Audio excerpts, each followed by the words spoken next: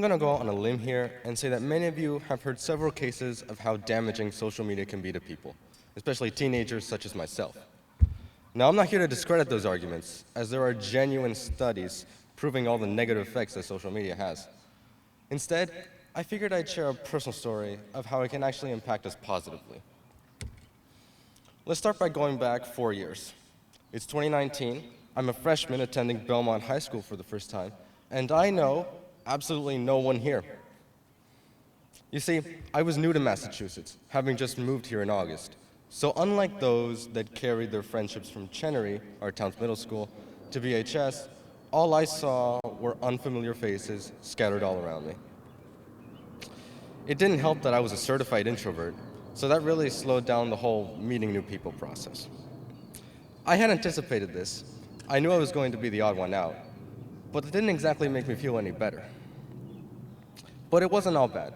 After 5 months, I had made a couple friends. One of them also came from outside the state, so we had that in common to bond over. So things went all right. I was getting adjusted to high school, having fun with my friends, and just having a good time. And then in March of 2020, the COVID-19 pandemic, I'm sure you've all heard of it, decided to close down our school and keep us trapped indoors for a long time. All of a sudden, I was told to keep my distance from people, not go outside, and do all of my schoolwork from the comfort of my room. You might have noticed that I've been speaking of this rather positively compared to how others perceive it, because what I just described is every introvert's dream.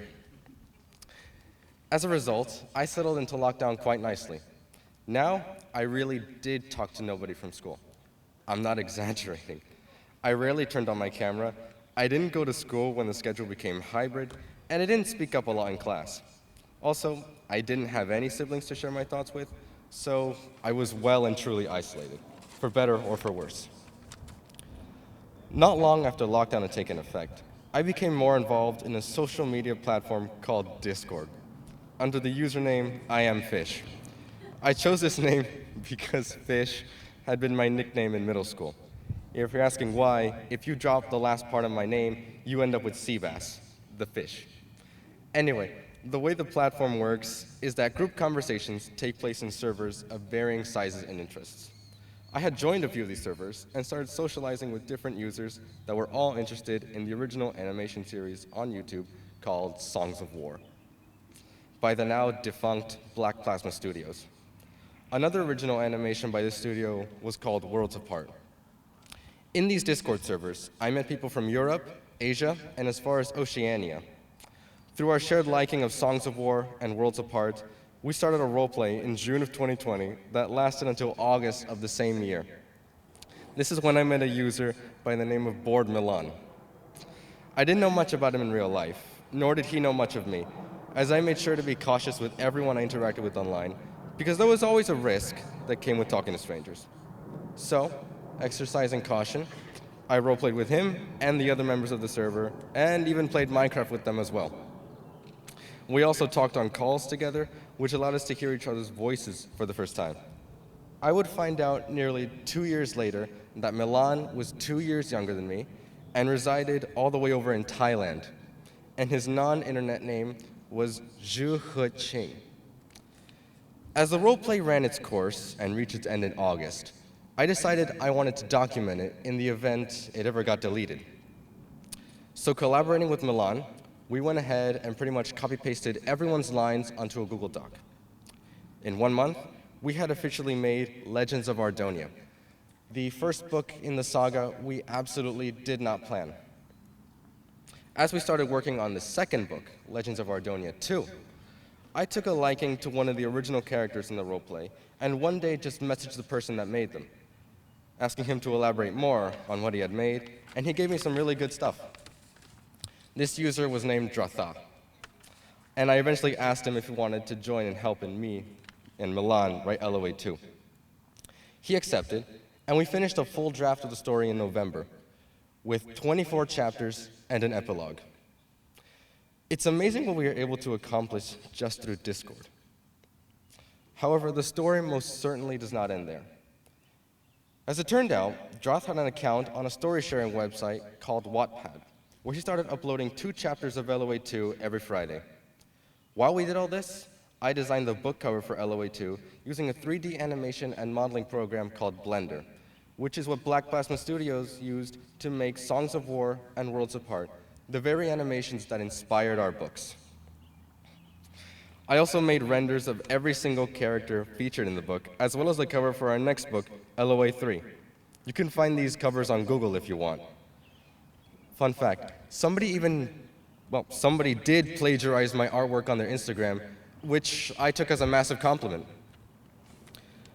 So we went on to finish LOA2 with a pretty decent number of reads, considering we were just 3 guys on the internet with no prior experience. Then, in December of 2020, Droth gets a really good idea for a 3rd LOA. This time, only Droth and I wrote this one out. And to this day, it still remains his personal favorite. We took a different approach with this one. Instead of having people actually roleplay it out, Droth and I just outlined plot points, created characters ourselves, and made it all from scratch.